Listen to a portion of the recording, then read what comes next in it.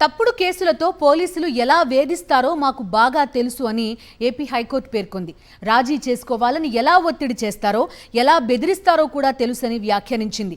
మాకేం తెలియదని అనుకోవద్దని ఘాటు వ్యాఖ్యలు చేసింది. ఎప్పుడో ఫిర్యాదులు చేస్తే ఇప్పుడు కేసులు పెడుతున్నారని వారి తీరును ఆక్షేపించింది.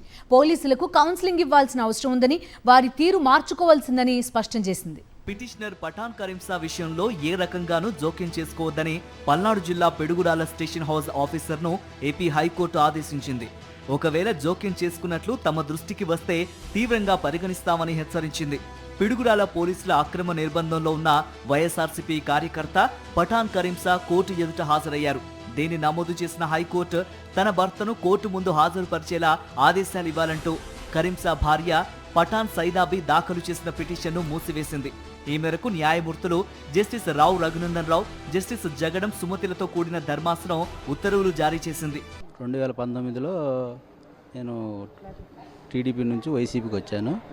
అది గుర్తు వాళ్ళు కడుపులో పెట్టుకొని నన్ను కొడితే నా తలకాయ పగిలింది.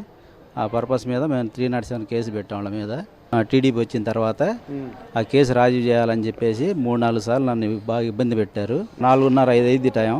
ఆ టైంలో వచ్చి సీఏ గారు పిలుచుకొని రమ్మని చెప్పారు. స్టేషన్కి వెళ్ళాం.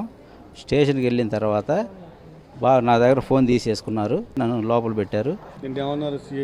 సీఏ గారు నిన్న కేసు రాజీ పడకపోతే నీ మీద వాళ్ళ చేత దాడి చేయించి 307 వాళ్ళ చేత నేను పెట్టిస్తాను, అది అంత మటుకు గ్యారంటీ, ముందు ఆ రాజీ పెట్టుకొని నువ్వు బయటకు వెళ్తే బాగుండదని చెప్పారు. నేనైతే రాజీ పడాను సార్.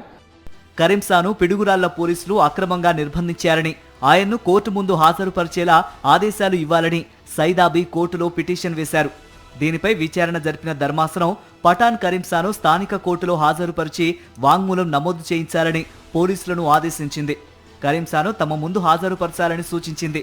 మంగళవారం ఈ వ్యాజ్యం మరోసారి విచారణకు రాగా కరీంసాను కోర్టులో హాజరుపరిచారు.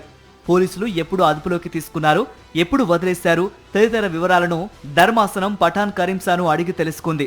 వ్యాజ్యాన్ని మూసివేస్తామని ప్రతిపాదించింది.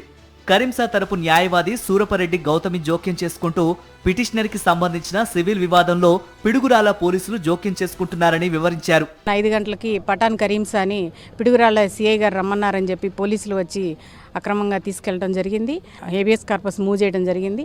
చేయగానే ఎమ్మటే జడ్జి గారు లంచ్ మోషన్ ఇచ్చారు. ఈ కేసులో ఇతని మీద ఒక కంప్లైంట్ వచ్చిందని 25వ తారీఖు, దాని మూలంగా తీసుకొచ్చామని చెప్పారు. కానీ ఇప్పటివరకు అతని మీద ఏ కేసు రిజిస్టర్ అవ్వలేదు. ఇతని కనీసం కేసు ఉందనే విషయం కూడా వాళ్ళు తెలియపరచలేదు. పిడుగురాల టౌన్ సిఐ గారు ఇప్పటికీ అతన్ని 2-3 సార్లు ఆ కేసుని ఆల్రెడీ ట్రయల్కి వచ్చింది, ఫ్రేమింగ్ ఆఫ్ ఛార్జెస్కి వచ్చింది.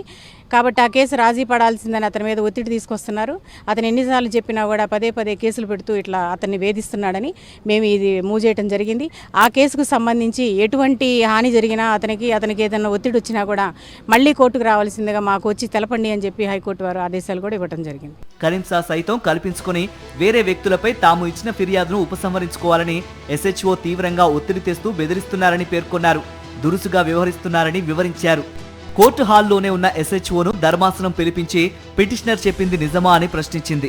అవి కేవలం ఆరోపణలని ఎస్హెచ్ఓ సమాధానం ఇవ్వగా సహజంగా నిజం కాదనే చెబుతారు అని వ్యాఖ్యానించింది. కౌన్సిలింగ్ పేరుతో వేధిస్తే మీకు కౌన్సిలింగ్ చేయాల్సి ఉంటుందని ఎస్హెచ్ఓను హెచ్చరించింది. మరోసారి ఫిర్యాదు వస్తే తీవ్రంగా పరిగణిస్తామని తేల్చి చెప్పింది.